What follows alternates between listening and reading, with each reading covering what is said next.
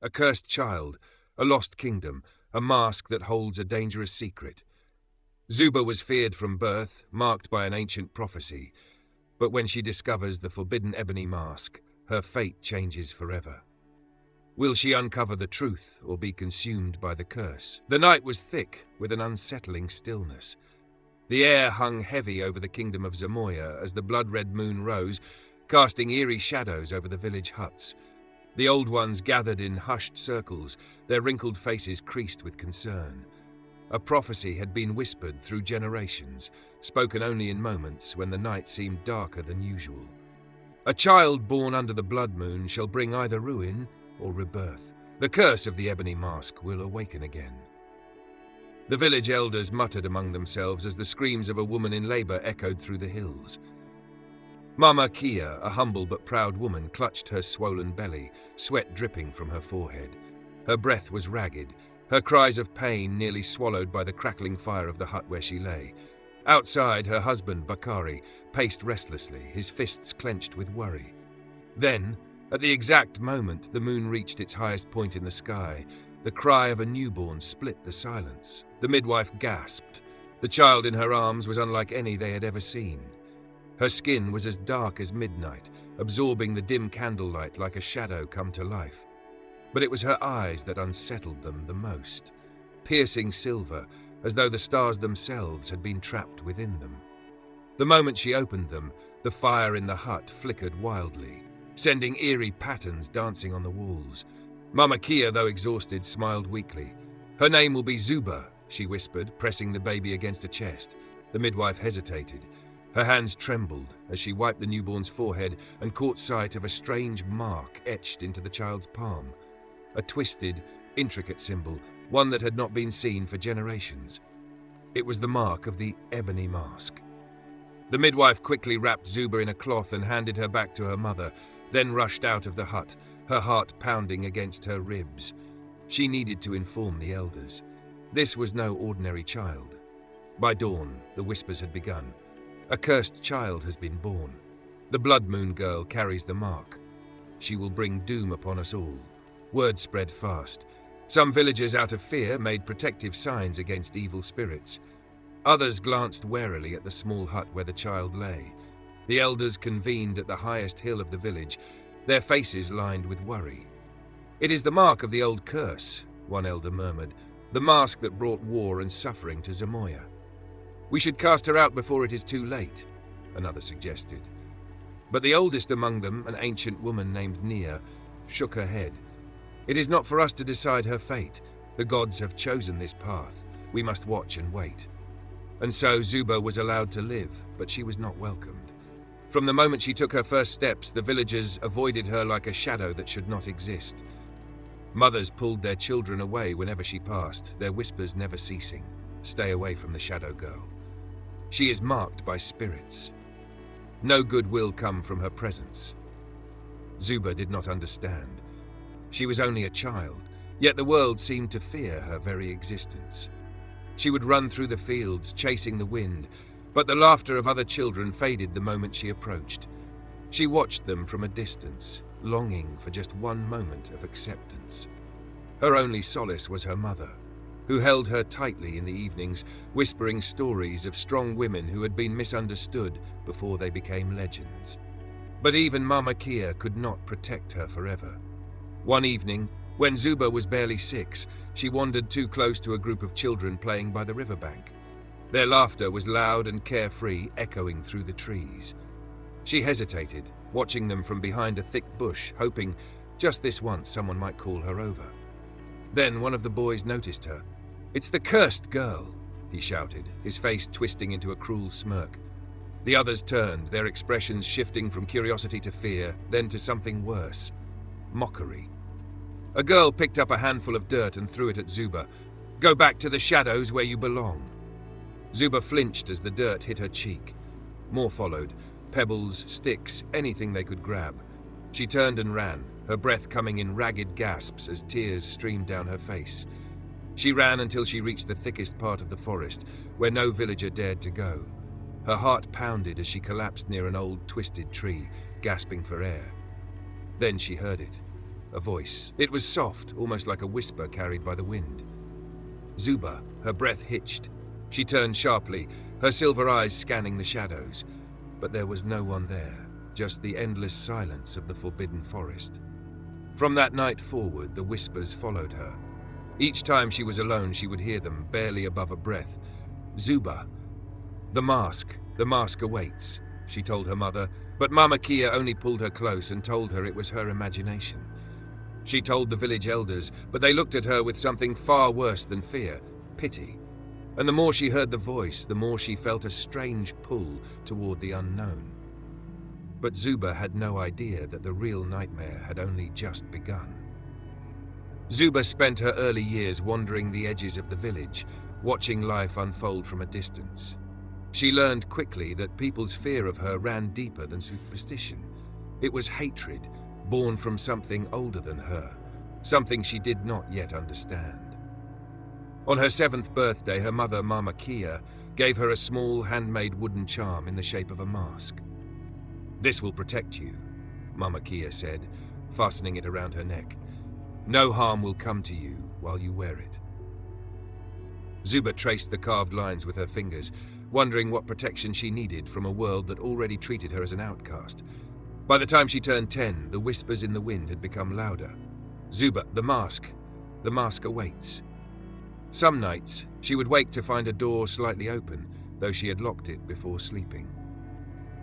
Other times, she would hear the rustling of leaves outside her window, as though something unseen was watching her. Then came the first omen. One morning, the village awoke to find all the goats in the eastern field dead. No wounds, no signs of struggle, just lifeless bodies, their eyes open in permanent horror. The elders called it a warning. "The curse is growing stronger," they murmured. But the villagers had already decided who to blame. Zuba was in the marketplace when she felt the weight of their stares, their whispers sharpening into accusations. Ever since she was born, misfortune follows. She carries the mark of the Ebony Mask. This is just the beginning of our suffering. Zuba clenched her fists and ran. She ran past the stalls, past the homes, past the riverbank where the children once threw stones at her. She ran until she reached the abandoned shrine at the edge of the village, its walls covered in vines, its entrance dark and gaping like the mouth of a monster. She had never dared to enter before, but the whispers had led her here. She stepped inside, her breath shallow, her silver eyes adjusting to the dimness. The air smelled of old wood and something older, something watching. Then she saw it. A mask. Not just any mask, a blackened ancient thing resting on a crumbling stone pedestal. Its surface was carved with intricate markings, spirals that seemed to move in the candlelight. The eye holes were deep and hollow, almost like they were waiting for something, someone to look through them. Her heartbeat thundered in her ears. "Zuba." The voice came from the mask. She stumbled back, her hands shaking, but she could not look away. Then, a shadow moved. She turned sharply, eyes scanning the darkness. There was something here. A presence. Suddenly the air turned frigid, and a gust of wind roared through the shrine, extinguishing every candle. The mask tilted slightly forward, as if reaching for her. Zuba let out a strangled gasp and ran. She ran without looking back, out of the shrine, through the trees, until she collapsed at her mother's doorstep, gasping for air. Mama Kia rushed to her side, cradling her shaking form. "What happened?" Zuba could barely find her voice. "The mask," she whispered. "It spoke to me." Mama Kia's face went pale. That night, for the first time in her life, Zuba heard her mother cry. She stayed awake, listening to her mother's sobs behind the closed door of their hut. She wanted to ask questions. Why do they fear me? What is the Ebony Mask? What does it want from me? But she already knew the truth. She would get no answers, and the whispers in the wind would not stop calling her name. By the time she turned 12, Zuba had learned how to live like a ghost among the living.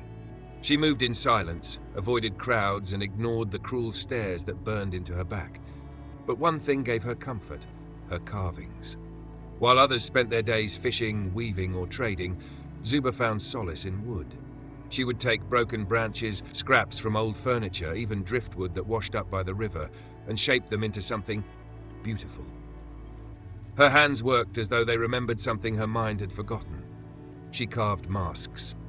At first, she created simple designs, smooth faces with delicate features.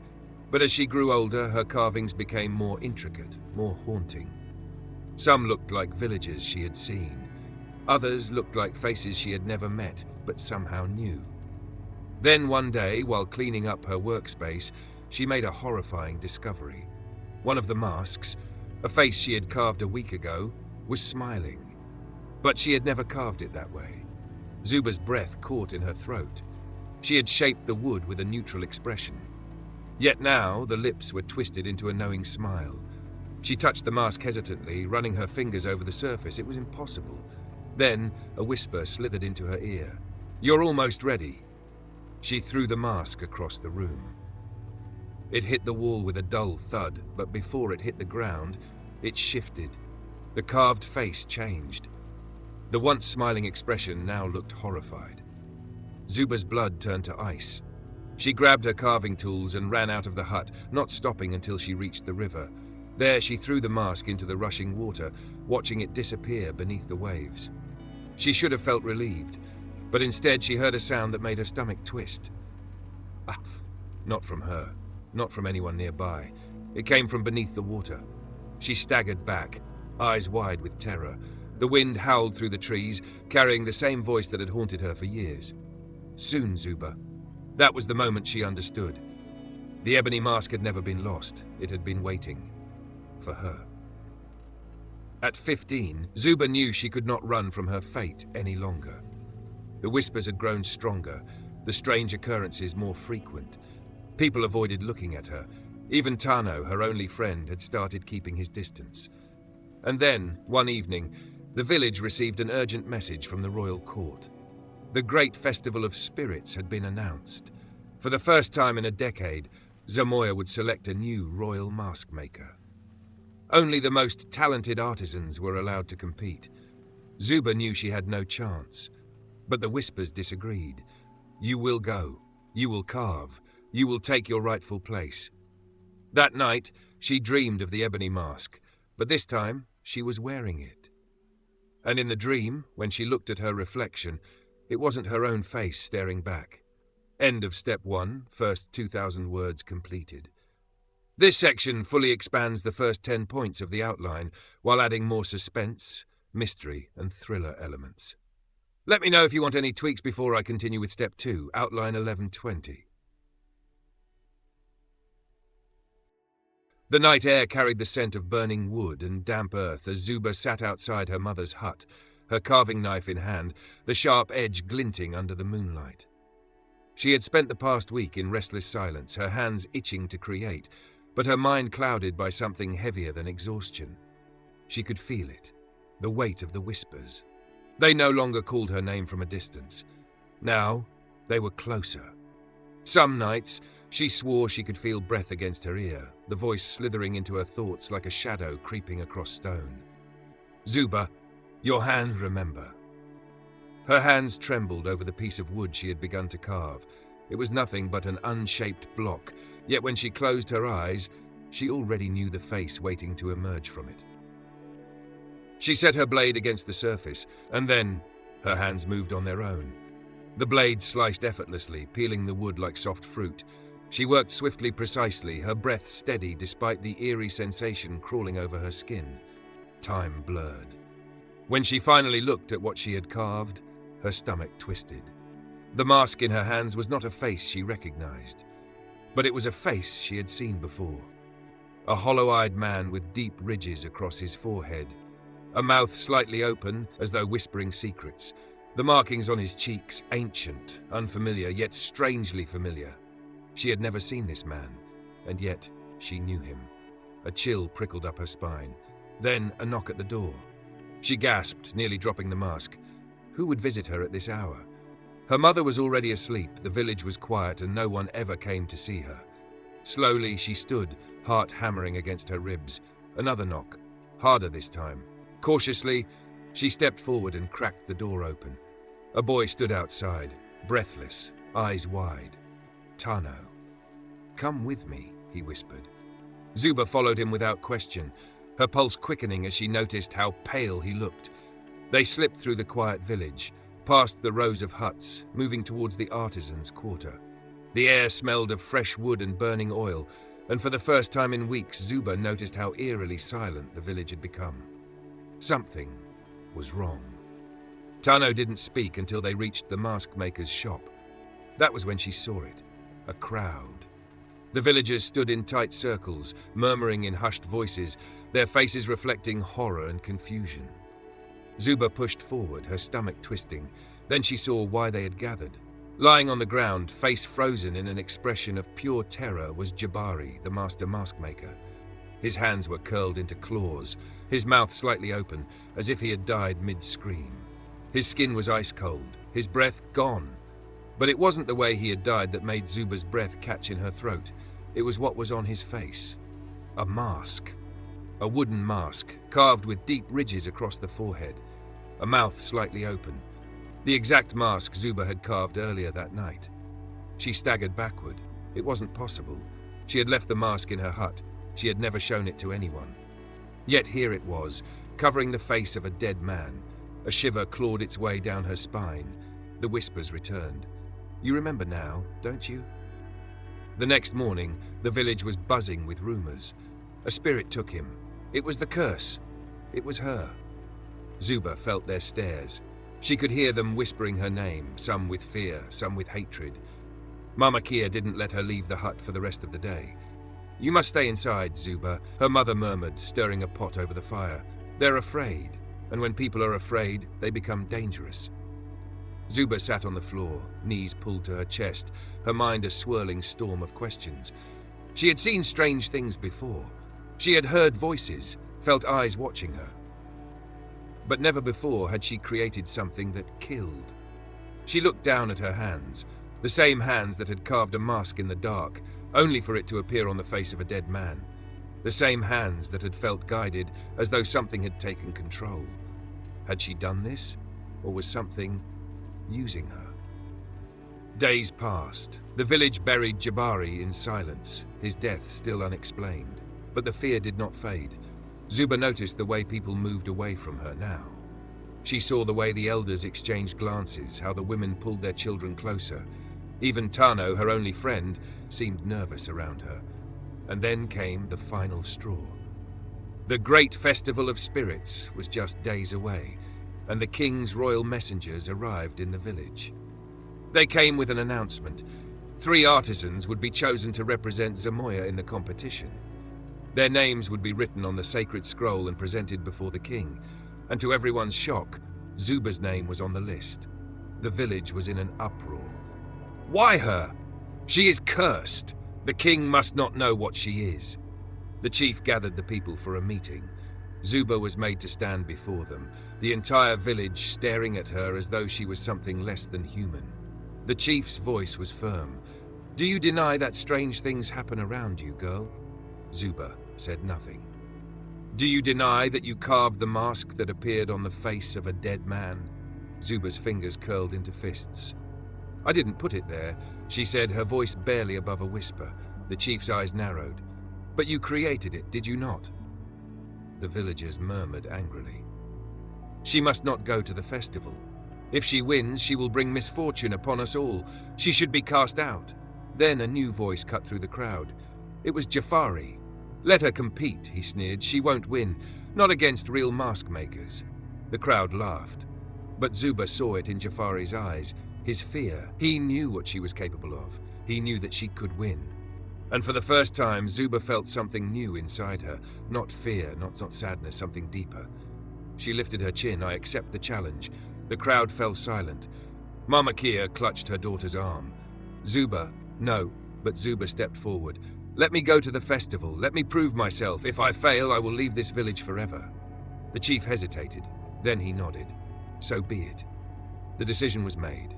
Zuba was going to the festival, and something deep within her whispered, this was exactly what the mask had been waiting for. The village buzzed with tension in the days leading up to Zuba's departure for the festival. No one celebrated her selection. No well-wishers sent her off with warm words of encouragement.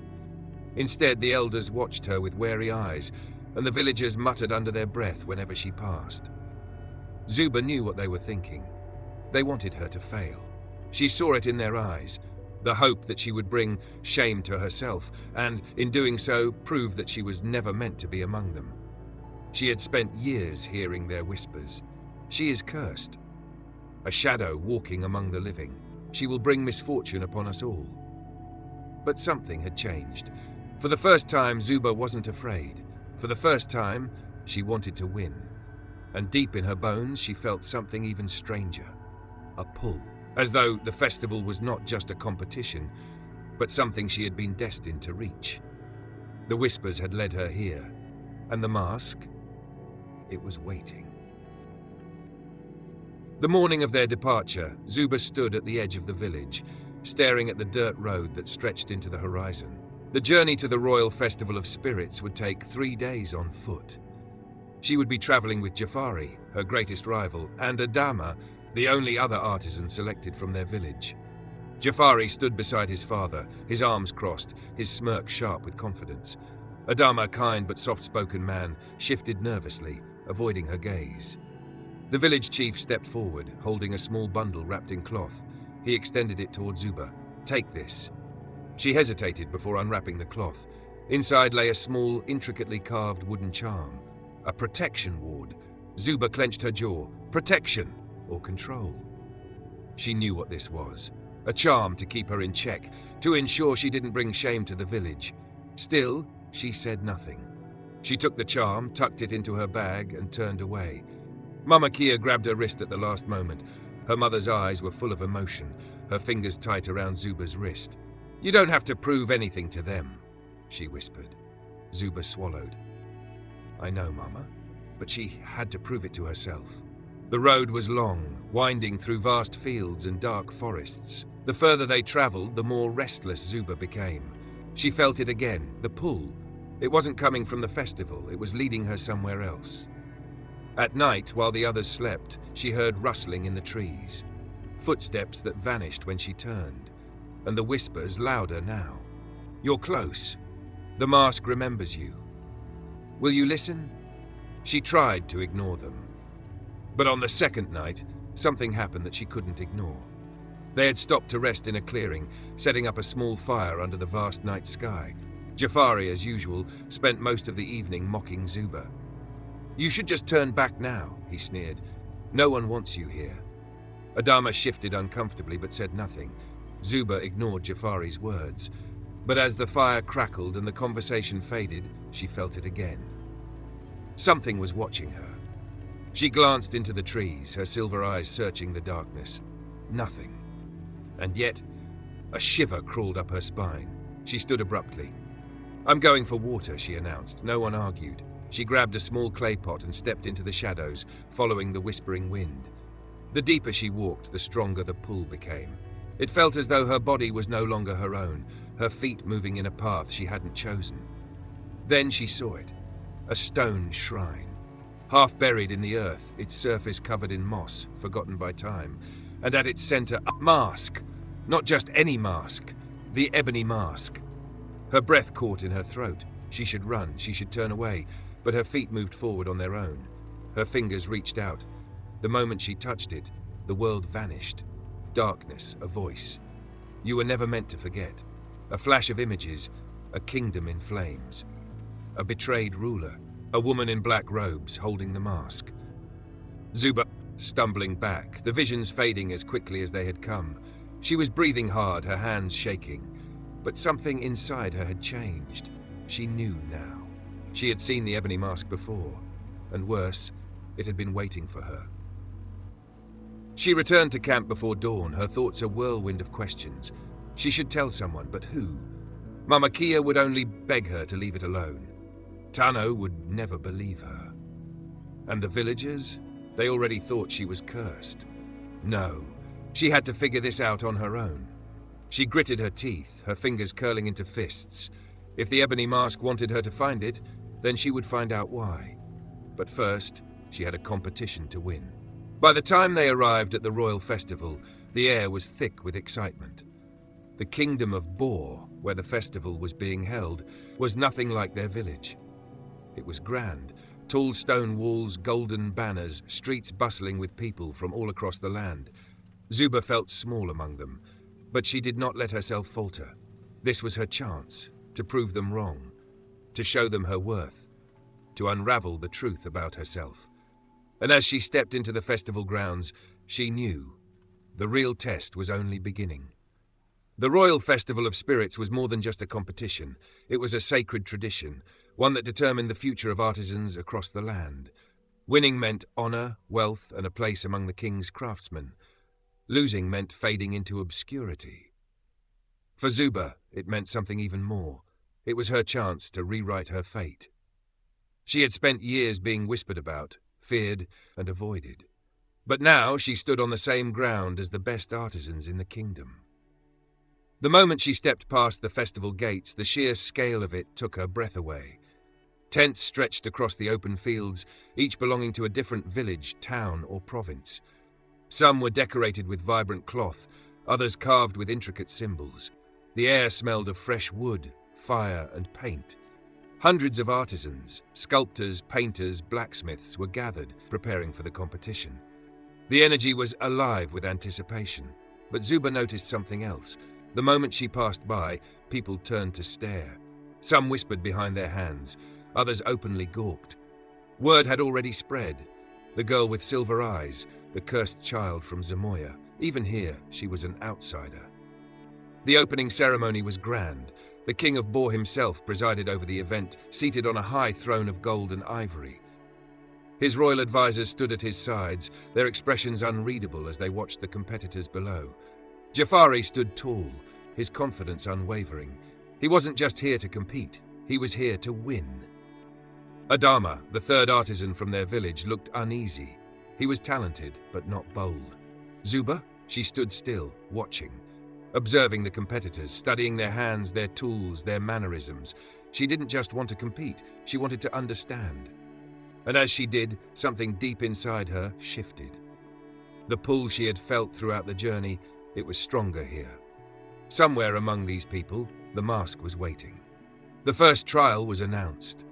The test of fire. A challenge where artisans had to carve, shape, or mold a mask using only fire-hardened materials.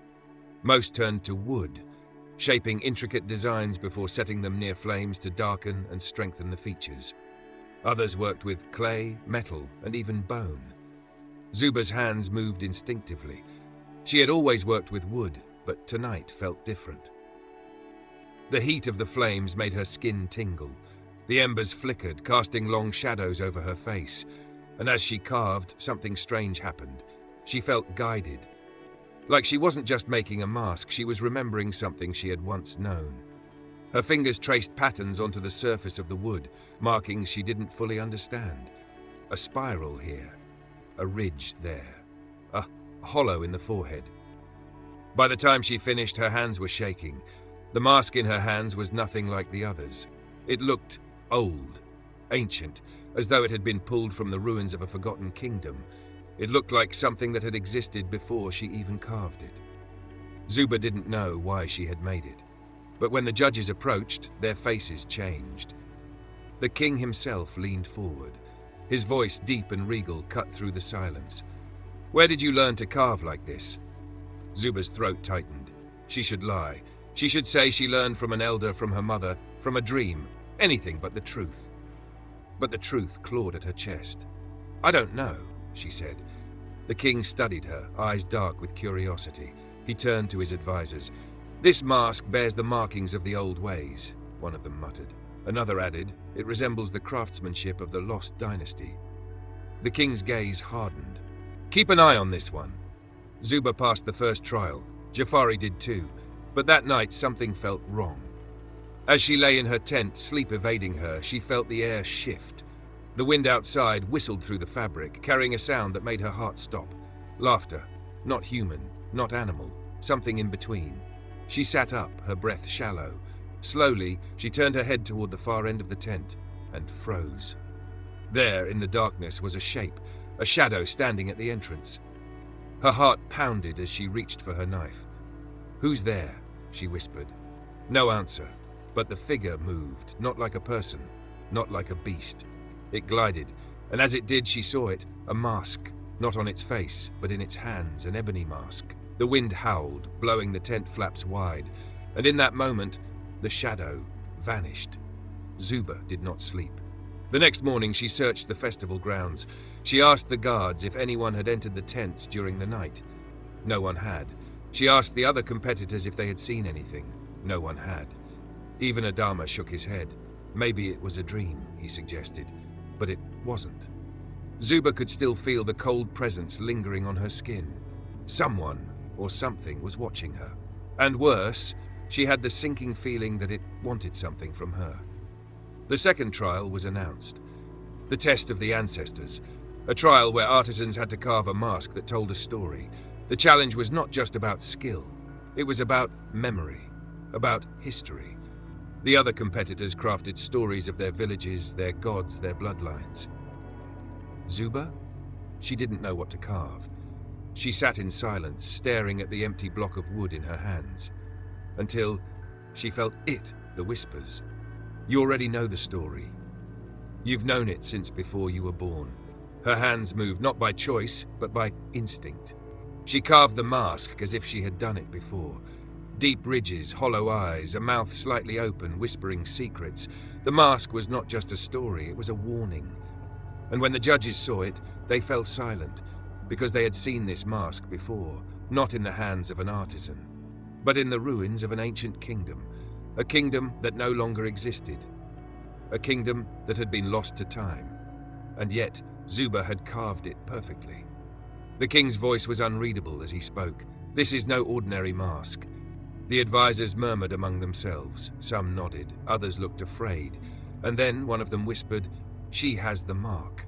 Zuba's blood ran cold. The king's gaze locked onto her silver eyes. "Where did you learn this craft?" Zuba's lips parted. The words she spoke came not from her own mind, but from somewhere older, somewhere darker. "I don't carve the masks. The masks carve themselves through me." The king's face darkened, and just like that the whispers in her mind stopped, because they had been waiting for this moment, and now they had finally been heard. The weight of the king's gaze pressed against Zuba's skin, like the heat of the fire still crackling in the festival grounds. The crowd had fallen into uneasy silence, their whispers coiling through the air like restless spirits. The words she had spoken, "I don't carve the masks carve themselves through me," had not been a choice. They had escaped her lips, and she knew, deep in her bones, they were true. The king's fingers drummed against the golden armrest of his throne. His expression was unreadable, but his advisors, they looked afraid. One of them, an old man with a scar across his cheek, muttered something to the king. Zuba couldn't hear it, but she felt the tension tighten like a noose. Finally, the king spoke. "This mask." His voice was slow, deliberate. "It bears the markings of a forgotten time. Tell me, child, where did you learn to carve like this?" Zuba hesitated. Should she lie? Should she say she had learned from an elder from years of practice? But something told her the king would know. And before she could stop herself, the truth slipped from her lips. "I dreamed of it." A ripple of unease spread through the crowd. Somewhere in the back, a woman gasped. Jafari, standing nearby, scoffed. "Dreams? Is that how they teach carving in Zamoya now?" His voice dripped with mockery, but there was something else in his eyes. Fear. The king ignored Jafari. His focus remained on Zuba, his sharp gaze piercing into hers. "Take her name," he told the advisors. "We will watch her closely." The conversation was over, but Zuba knew this was only the beginning. That night, the festival grounds were restless. The other competitors had celebrated their victories, sharing drinks, laughter, and stories of their homes. But Zuba, she sat alone. A heavy dread had settled in her stomach. She should have felt triumphant. She had passed the second trial after all.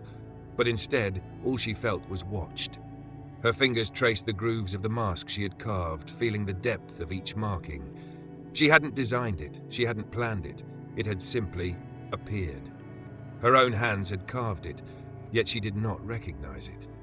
And the whispers, they had gone silent. That was the most disturbing part. For years they had haunted her. But now, when she had finally spoken of them aloud, when others had finally noticed, they had vanished. as though they were waiting for her to take the next step, on her own. A rustling sound pulled her from her thoughts. The fabric of her tent shifted slightly. Zuba stiffened. She wasn't alone. Slowly, she reached for her knife, fingers tightening around the hilt. Her breath was shallow, silent, as she rose to her feet. Then, a shadow moved. It wasn't the wind, something was inside her tent. Her pulse pounded as she turned swiftly, blade raised, but the figure was already behind her.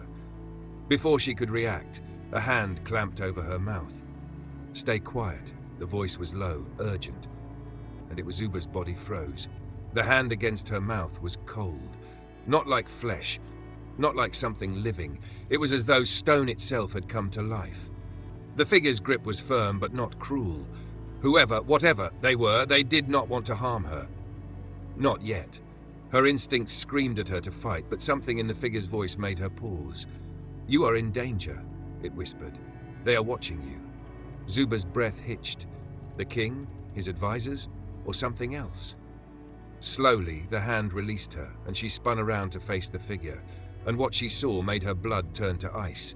A man stood before her, but he wasn't a man at all. His skin was black as the void, carved with deep ridges and markings, the same markings as her mask. His eyes were hollow, empty yet filled with ancient knowing. He was not alive, yet he was not dead. The realization sent a shudder through her bones. He was a spirit, a guardian of the Ebony Mask. Zuba's voice barely escaped her throat. "Who are you?" The figure tilted its head, studying her with those empty, knowing eyes. "You already know." A chill crept over her skin. No, she didn't. And yet, memories she didn't own flickered through her mind. Images of a great kingdom, a throne carved from obsidian, a ruler betrayed by his own people. A mask, not made for protection, but for punishment. Zuba's hands trembled. "I don't understand," she whispered. The figure's expression remained unreadable. "You will, soon." Then he vanished, like smoke dissolving into the wind. Zuba stumbled backward, breath heaving. Had it been real, or had the mask's influence already begun? She looked down at her hands. They were shaking, and in the dim firelight the tips of her fingers were blackened, as though they had touched something burned. Something cursed. The third trial was announced at dawn, the test of the unknown. A challenge where artisans had to carve a mask without knowing what they were making. They would be blindfolded. They would have only their hands, their instincts. They had to trust what they could not see. Zuba's pulse quickened, because this was not just a test, it was a message. The king, he was testing her. He wanted to know if she truly possessed the knowledge of the Lost Kingdom. If the Ebony Mask had chosen her, she had to be careful. She had to hide the truth. But as the trial began, as the blindfold was placed over her eyes, she felt the presence again. The guardian, the shadow from last night. And for the first time she heard something she had never heard before. A different voice. Not a whisper, not a warning, but a command. "Carve the past, Zuba. Carve what was stolen. Carve the truth." Her breath hitched. The room around her faded. She was not in the festival anymore. She was somewhere else. Somewhere older. Somewhere buried beneath history. Her hands moved, and the mask that took shape beneath her fingers would change everything. The moment Zuba's fingers touched the wood, she felt a pull, a sensation unlike anything she had ever known. The festival grounds, the murmuring crowd, the tension of the competition, it all faded away. She was no longer sitting before a block of wood, waiting to carve. She was somewhere else, somewhere ancient. The air around her was thick with heat, the scent of burning incense filling her lungs. She could hear voices, not whispers this time, but chants. Low, rhythmic, powerful. She couldn't see them, but she felt them. Figures standing in a grand hall, watching as a ruler sat upon a throne of black stone. And before the ruler, kneeling in chains, was a man. The ruler raised a mask. Not just any mask, the Ebony Mask. Zuba's breath caught in her throat. She knew this moment. She had never seen it before, never read about it, never been told the story. But she knew. This was the moment the curse was born. This was where it all began. A sharp pain snapped her back to reality. Zuba gasped, fingers tightening around the carving tool. She was back in the competition hall, still blindfolded, but the vision had not left her. It burned behind her eyes, as if etched into her mind like markings on stone. And her hands, they were still moving. She could feel the shape forming beneath her fingertips. The mask she was carving was not of her own will. It was being carved through her. Her heart pounded, but she didn't stop. She couldn't. She had to finish it. She had to know. What had happened that day? What had been stolen? And why? Why was the mask calling to her? Time slipped away. When the competition ended, the blindfolds were removed. Zuba blinked against the light, breathless, her hands still trembling. Then she looked down, and the room fell into silence. Her mask, it was the exact same mask from her vision. Every detail, every ridge, every spiral carved with precision beyond human skill. It looked like it had been pulled straight from the past. Gasps rippled through the crowd. One of the judges, a man with grey eyes and royal insignia, took an uneasy step forward. This, his voice faltered. This mask should not exist. The king stood abruptly, his expression dark. Where did you learn this? Zuba swallowed, her throat dry. The air in the hall shifted. Something was happening. She could feel it, deep beneath the earth. Something was waking up. And the king, he knew. That night, Zuba could not sleep. The wind rattled the fabric of her tent, but she did not shiver from the cold. She knew she was being watched. The guardian, the figure of shadow and stone from the night before, was near. And he wasn't alone. Zuba sat up slowly, scanning the darkness. Then, a voice. You have carved what was lost. Now you must claim what was stolen.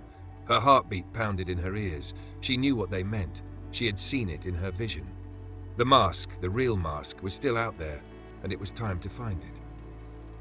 The next day, Zuba was summoned to the royal palace. 2 guards flanked her on either side as she walked through the towering gates, their faces unreadable. The halls of the palace were grand, but they held secrets. She could feel it in the way the air shifted. The king was waiting for her in his private chamber. He stood before a large stone table where scrolls, ancient carvings, and symbols Zuba did not recognize were spread out. But when she entered, he was not looking at them. He was looking at her. You are not just an artisan, he said slowly. Are you? Zuba stiffened. She did not answer. The king stepped closer. That mask you carved, his voice was lower now, unreadable. It is older than this kingdom. Zuba's breath hitched. She already knew that. But hearing him say it, hearing the fear in his voice, it confirmed something. The king was hiding something, and Zuba had just uncovered it. He studied her for a long moment. Then he gestured to the stone table. Sit, he ordered. She hesitated, then obeyed. The king unfolded one of the ancient scrolls, revealing a drawing of a mask, the same mask she had carved. Her pulse quickened. This is a relic of the lost kingdom of Zamoya, the king said. A kingdom that existed before ours, before Boar, before any of the lands we now rule. Zuba's hands tightened into fists. Her home, her people, their history had been erased. You were never supposed to carve that mask, the king continued. No one was. Zuba lifted her chin. Why? She asked. The king's gaze darkened. Because it is cursed. Zuba swallowed hard.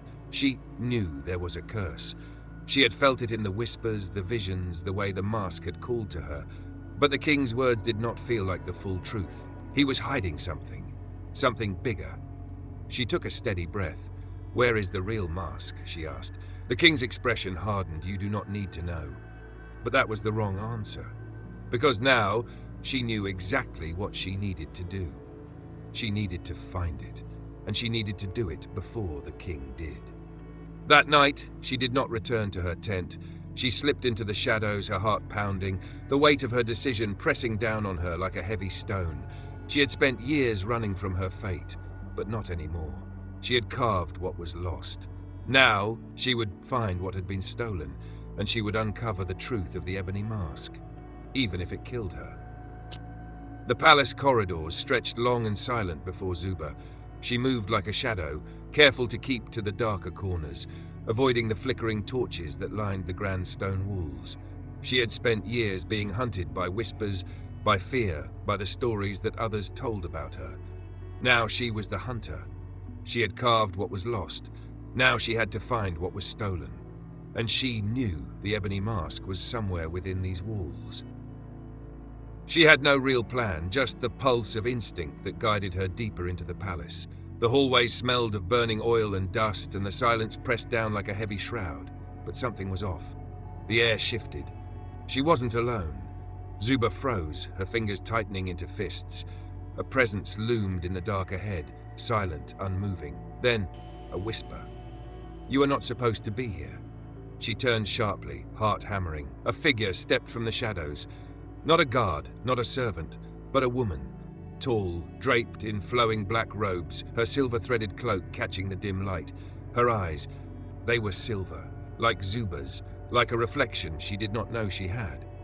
Zuba's breath caught in her throat. "Who are you?" The woman tilted her head. "You already know." The stranger's presence was unsettling. Not threatening, but commanding. She moved as though she belonged here, as though the palace corridors bent to her will. Zuba felt trapped beneath her gaze. "You seek the Ebony Mask," the woman said. Zuba did not answer. She did not need to. The woman already knew. She took a slow step closer, the air between them thick with something unspoken. "It is not just a relic," she murmured. "It is a key, a lock, a curse, and a choice." Zuba swallowed hard. "Where is it?" The woman studied her for a long moment. Then she turned away. "Follow me." Zuba didn't question it. She had to know. The woman led her through a series of hidden passageways, corridors beneath the palace that smelled of damp earth and stone. The deeper they went, the heavier the air became, as though they were walking through time itself. Finally, they reached a sealed door. The markings on its surface sent a shock of recognition through Zuba's bones. She had seen them before. In her dreams, in her carvings, in the whispers that had followed her since birth. The woman turned to her. "You must open it." Zuba hesitated. Her fingers ached to reach forward, to trace the engravings, to understand. But she knew if she opened this door, there would be no turning back. She looked into the woman's silver eyes. "Who are you?" she whispered again. The woman smiled, something ancient and knowing in her expression. "I am what you could become." The words sent a chill down Zuba's spine, but she didn't hesitate any longer.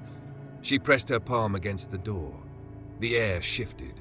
A deep, rumbling groan echoed through the chamber, and the door opened. Inside was a chamber unlike any she had ever seen. Massive, circular, the walls lined with carved masks, hundreds of them, each watching with hollow eyes.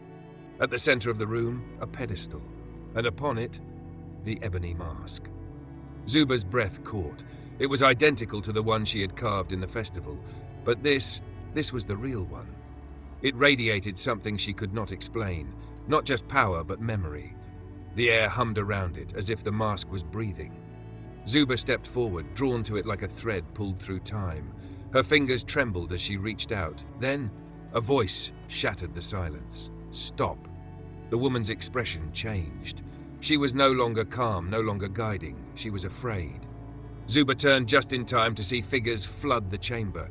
Guards, advisors, and at the center, the king.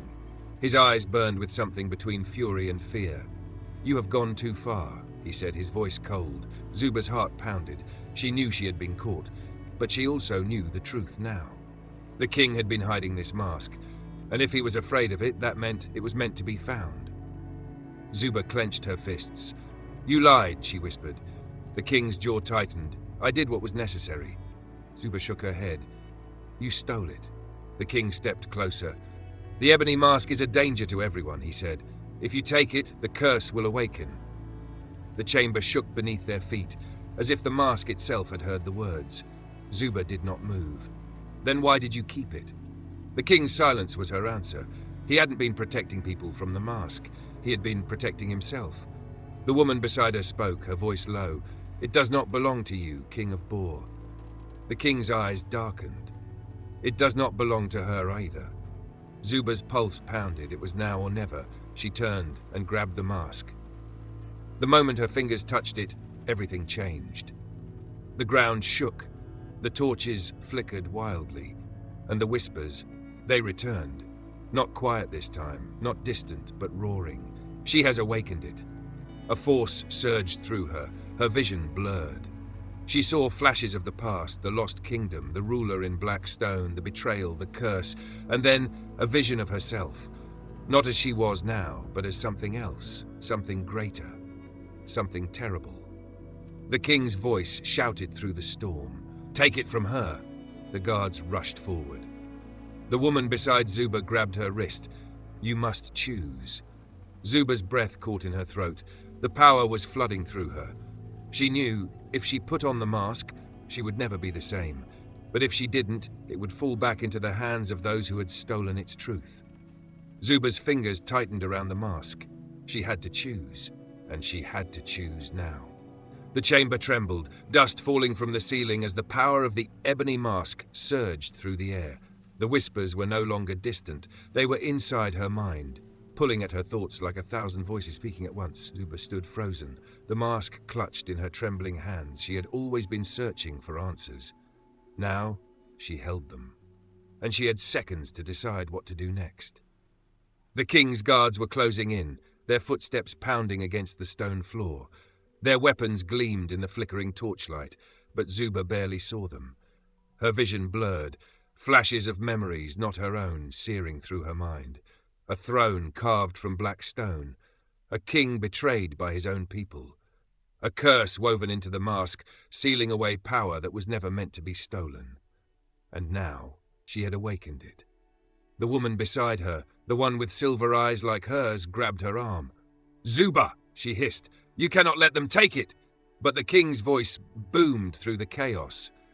"Seize her!" Zuba's instincts screamed at her. "Run! Hide! Fight!" Her heart pounded.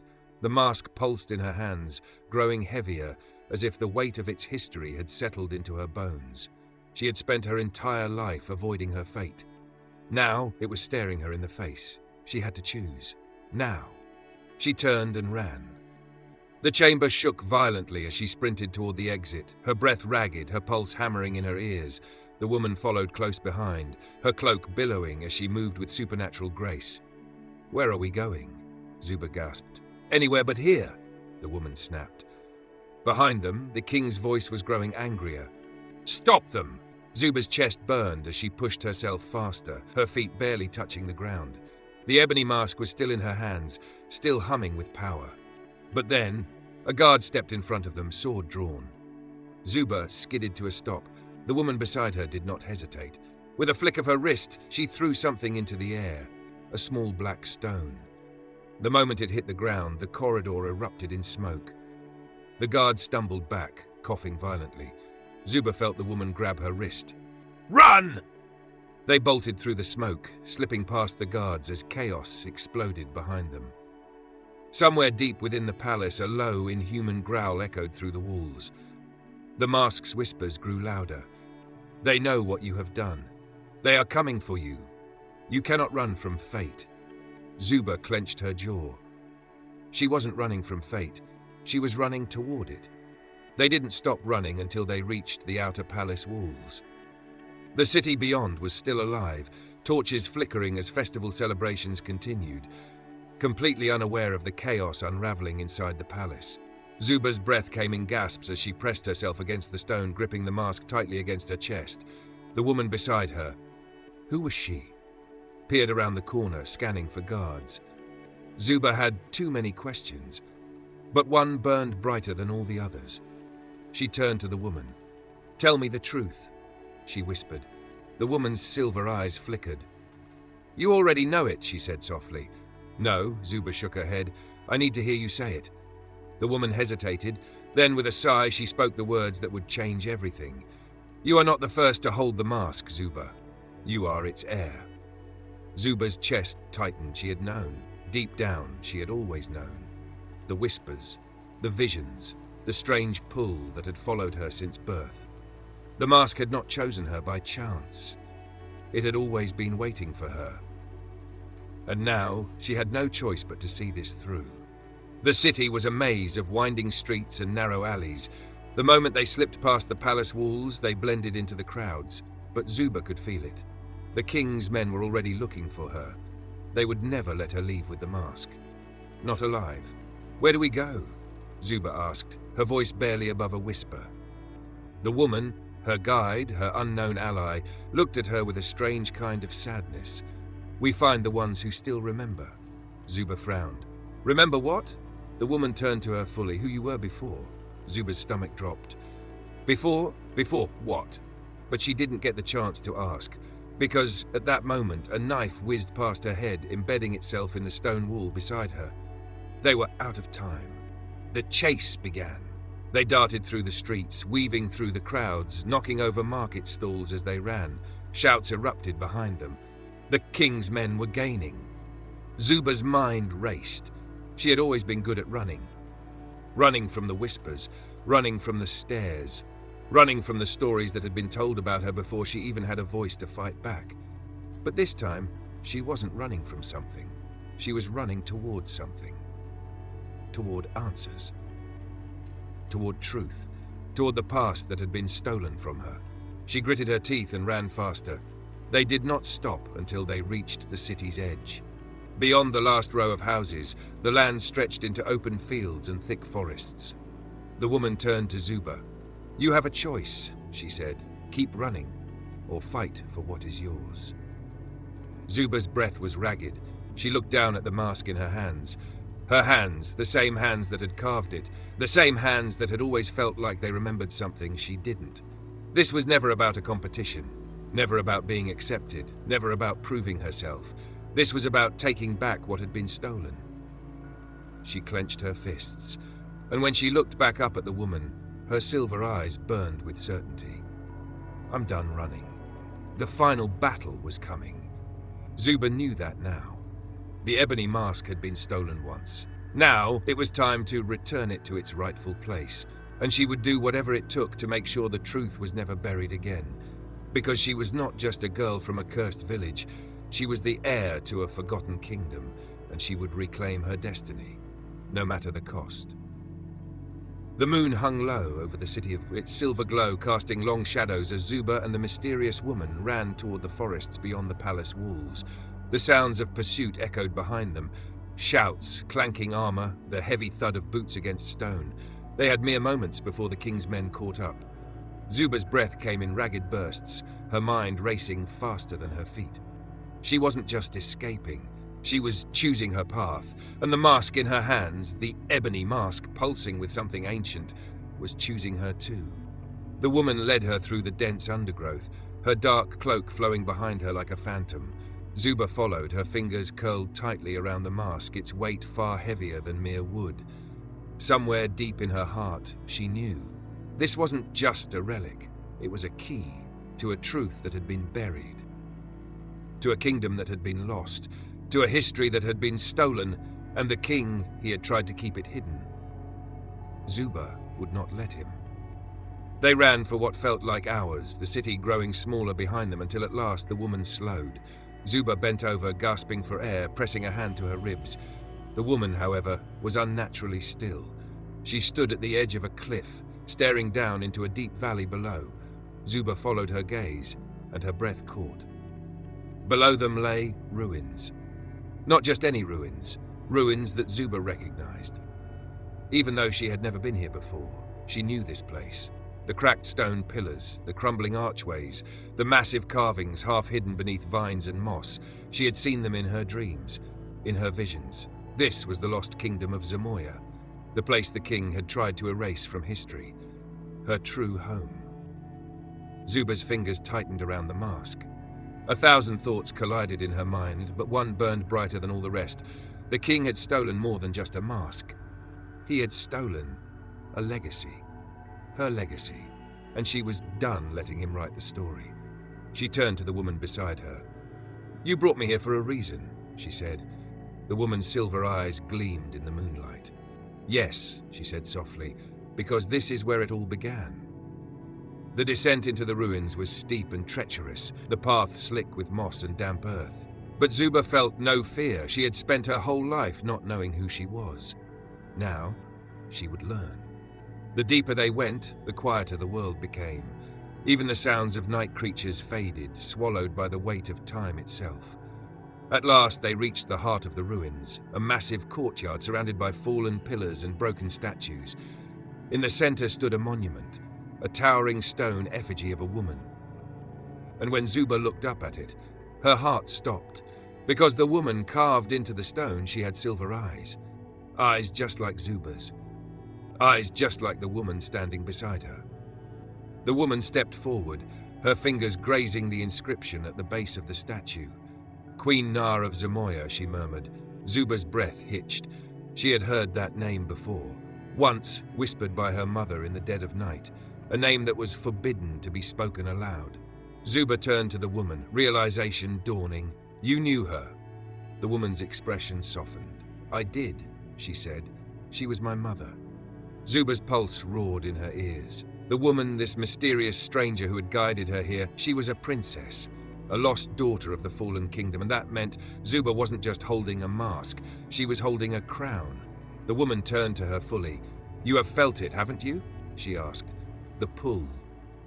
The whispers, the knowledge inside you that you cannot explain. Zuba swallowed hard. She had. All her life, she had felt different, as though something inside her had always been waiting, always watching, always pulling her toward this moment. The woman stepped closer, her voice gentle but firm. You are not just anyone, Zuba. You are a descendant of Zamoya, and the Ebony Mask, it belongs to you. Zuba's fingers trembled against the mask's surface. Everything she had ever known, it had been a lie. She wasn't just some cursed girl from a forgotten village. She wasn't just an outcast, whispered about and feared. She was royalty. She was Zamoya's heir, and the mask, the key to its power, was hers to wield. But before she could even process what this meant, a sudden crack echoed through the ruins. A voice rang out, cold and sharp. Seize them, Zuba spun around.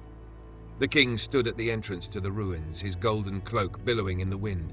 Behind him, his guards. Dozens of them, swords drawn, faces set in grim determination. He had followed them, and now he had them cornered. The woman stepped in front of Zuba. You cannot keep her from the truth, she said, her voice calm but filled with steel. The king's eyes darkened. You think this is about truth? He snapped. This is about power. His gaze flickered to the mask in Zuba's hands. Give it to me, he ordered. Zuba's grip tightened. The mask hummed beneath her fingers. It was speaking to her, not with words, but with certainty. She had a choice to make. She could surrender, let the king bury the past, let him continue ruling over stolen history. Or she could fight, not just for herself, but for the kingdom that had been taken, for the people who had been erased, for Zamoya. Zuba lifted her chin. Her silver eyes burned with resolve. No, she said. The king's face twisted in anger. Then you will die for it. He lifted his hand, a signal to his guards. Swords gleamed in the moonlight. The soldiers charged. The ground rumbled beneath them. Zuba closed her eyes, and for the first time she stopped running. She had carved what was lost. She had found what had been stolen, and now she would take it back. The power of the mask surged through her. She took a deep breath and put it on.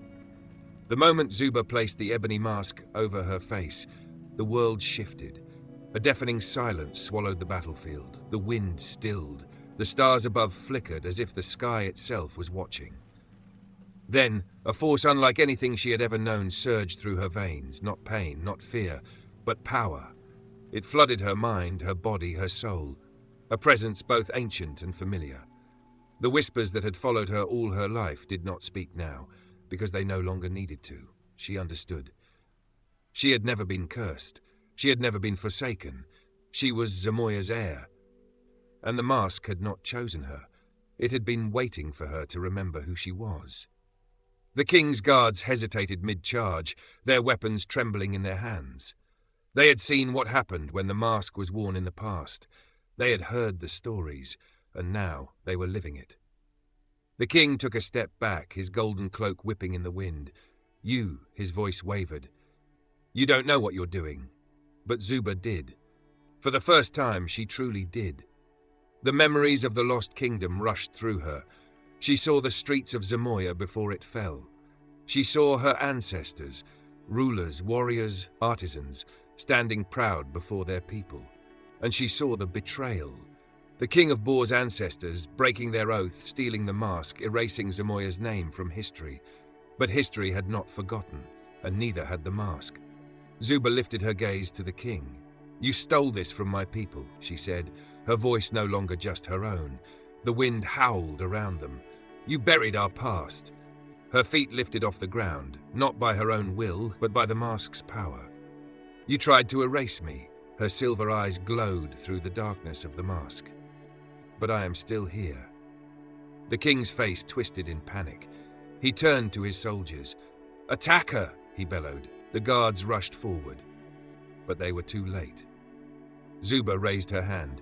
The moment she did, the earth beneath them trembled. A ripple of energy surged through the air, knocking the first wave of guards off their feet.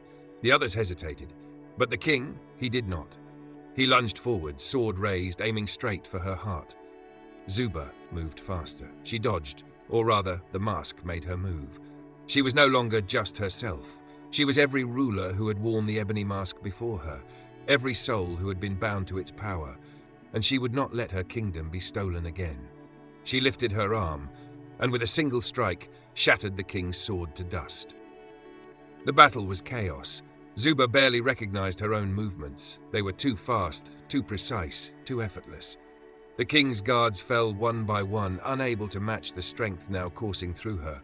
The woman, the lost princess of Zamoya, fought beside her, moving like a shadow, striking down any soldier who dared approach.